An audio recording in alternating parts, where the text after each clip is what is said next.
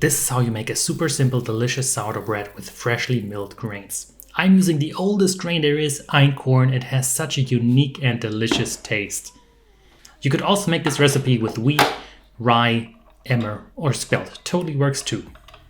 If you've never milled your own flour at home, it's a game changer. Just the scent that's in your kitchen from the freshly milled grains, it's so delicious.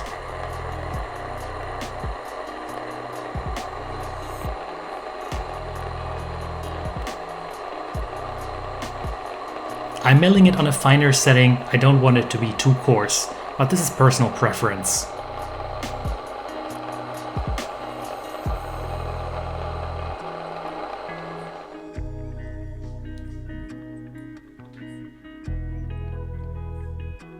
I'm using a stiff sourdough starter. It's very good to make a bread though that's not too sour. You could also be using a regular starter. Next up, I'm going to be adding water and salt. Details value will be provided in the description of the video. I'm just adding the fresh flour first. And then the stiff starter. I didn't want to use any scales, so I eyeballed everything. I wanted this to be a completely stress-free and simple recipe. But please pay close special note to the consistency that I have of the dough. I'm just starting with a little bit of water, and actually it was too much water, so I had to add more flour later on. Yeah, that happens. Just put everything together. That's also the beauty of einkorn. There's no gluten that you have to develop. Same with rye, you just have to mix things together. It's all about homogenizing the dough. Quite sticky on the hands. And the consistency was a little bit too sticky. So I'm going to be adding some more flour to improve the consistency. This is something that I see many bakers struggling with at the start. They rely too much on fixed values of water.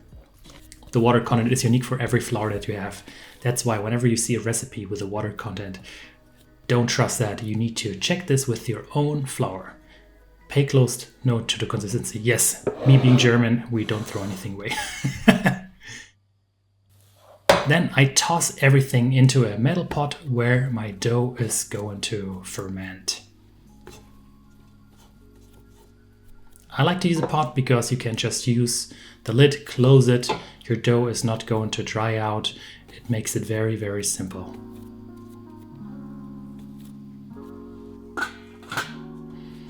Then around in the evening, when I see that the dough has increased by around 50% in size, my dough is ready. I could make the bread now, but since it's getting late, I'm storing it outside. It's very cold outside, it's freezing.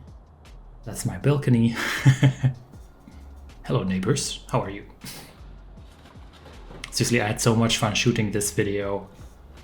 And this is the version with comments. There was an ASMR version only. And it's snowing outside, so good. The next morning, prepare for some delicious, good looking shots incoming. Your dough is cooled down. That means that the fermentation is now stopped. You could store your dough for a week, a month like this, depending on when you actually want to make your bread. I'm oiling my pan just a little bit, and then adding some flour to the dough. And then afterwards, let's remove it and cut it into tiny little pieces. I'm trying to make this recipe as ancient as possible. So I'm not using a knife. I'm just going to be cutting it with my pure hands. Hans is also a name in German. Hans. So cut it like this. You see it's nice and puffy. That's exactly what you want. I'm preparing another bowl, and this bowl is used for a special secret that will be revealed in the secret scene waiting for you at the end of this video. So just bear with me a little bit longer. I'm taking a tiny piece of the dough and I'm placing it in this mysterious looking jar, and then I'm closing it like this. Store to the side, and let's finish our dough. I'm just carefully rounding it up. I'm trying to not degas it too much. You don't want the dough pieces to be too tall in height because else they will bake for too long.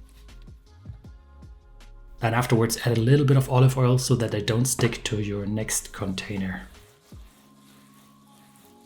Give your dough a good massage, very important. Your dough appreciates this a lot. Oil them again from the other side.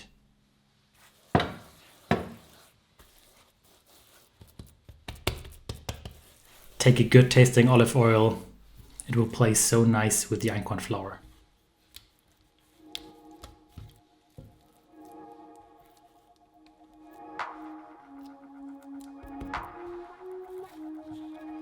Place all of them next to each other. You could also use a large tray with some parchment paper on top. That would definitely work as well. The idea is that you want to let them sit for just a little bit so that they can become a bit more puffy after having them shaped. That's always the idea with shaping. You degas the dough a little bit. You want them to become a little bit more puffy. And now we're preparing for cooking the bread. I'm using my pan and I'm using the special kind of wood. You will see what I'm using it for in a bit. Time to go to the garden. This is what we call a Schwedenfeuer, ein Schwedenfeuer. Just a tiny bit of wood with a Grillanzünder. Don't ask me, please, for the English word. Barbecue lighter. In the middle. Let's put this on fire. Oh, and it already started to smell so good. And the weather was really great. It started to snow in between. Perfect conditions for this. And I think you already see where we are going at, aren't you? Slow-mo of the pan, placing it here on the wooden torch. And we're just gonna cook our bread like this. So easy, so simple. You can do this when you're camping. You could also, of course, do this at home. You don't need to put some wood on fire. That's not required, of course. But the whole experience is perfect for when you're out with friends, when you're camping. Everybody is going to love this bread.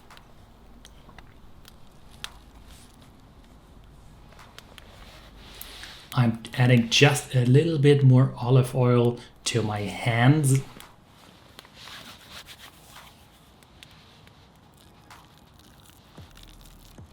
And now it's time to toss this good boy into... Oh. I hope you're hungry. I'm toasting it from both sides for a little bit. The oil helps so that it doesn't stick too much. I tried to flip it over by hands, but it didn't work. The dough wasn't ready, so I had to use a tool like this. And this is why this method is so great. You have charring, you have aroma from both sides, a lot more compared to when you're just baking something in the oven. So be prepared for flavor explosion. You see that each color provides a unique flavor profile to your final bread. Is this actually bread?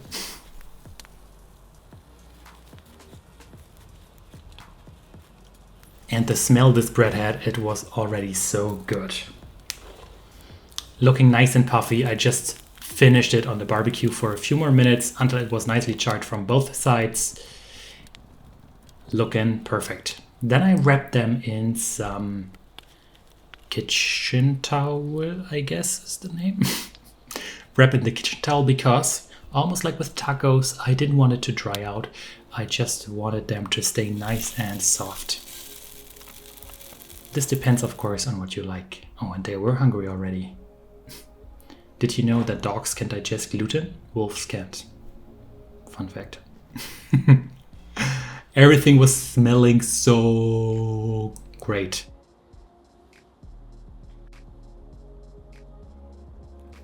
Seriously, the smell this had, my mouth was watering. They were still warm. I could just pull them apart like this. Also because there's no gluten inside. Well, almost no gluten inside. So good. This with a nice sauce. But I had to give it a shot like this. And the dogs were waiting too.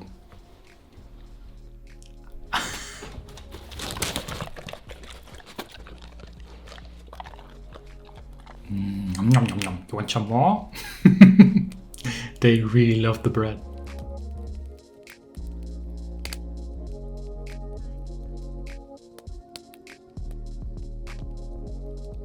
This is gonna get very deep now. It's an infinite circle. I just used a piece of dough to make the next dough. Wow, infinite bread.